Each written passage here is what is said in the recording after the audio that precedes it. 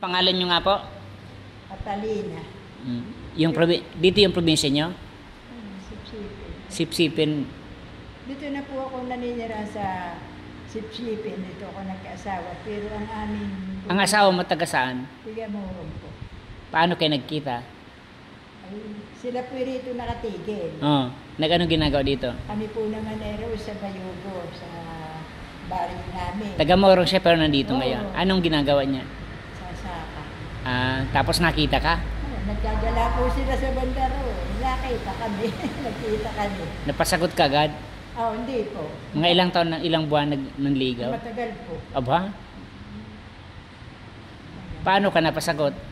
Ay, may pagkwento baka ikaw ano yun sa YouTube. Ano si Enadjur ba naman nan? Maganda nga inspirasyon na ang kwento kasi ngayon mabilis na ang mag-text lang, nagsasama na.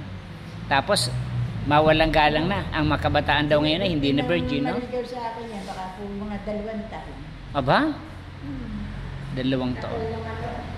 Andiyan na po si nanay, may dalang kape, oh. Saan po kayong galing yung kape, nay? Dito po sa karinderya. Salamat po sa kape, nay. Magkano to, nay? Ito po ang workers ng Sipsipin dito. Anak na siya dahil. Nay, ituloy natin yung love life kwento mo. May kamag-anak ko. Pero nagbisita siya sa bahay niyo? Ay, naku po. Halos po gabi-gabi. Una-unahan po ang mga bumibisita sa akin. Aba? Marami? Mga ilang nalilig? Hindi po ako nagsasabi. Oo nga po, alam ko naman, mga ilang ano. Sa tingin ko nga nung dalaga ka, maganda ka, nung matangkad ka.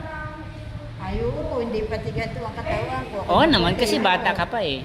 Maputi ako po nung araw. Hindi gato ang katawan ko pati.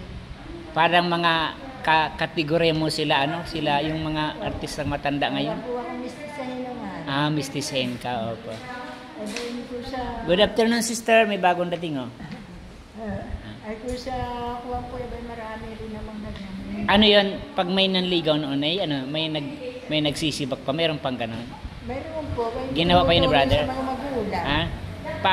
Paano ka napauo sa 2 taon? Gusto po yun ang aking partido. Di nakasama pa kayo. Parang matandaan. Oo, noon, di kasama ka pa, pero di mo talaga siya love.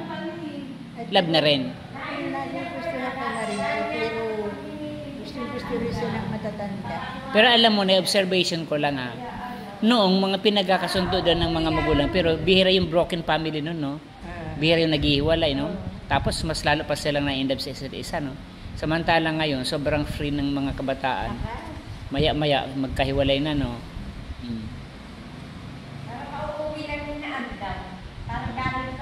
Ganun ba?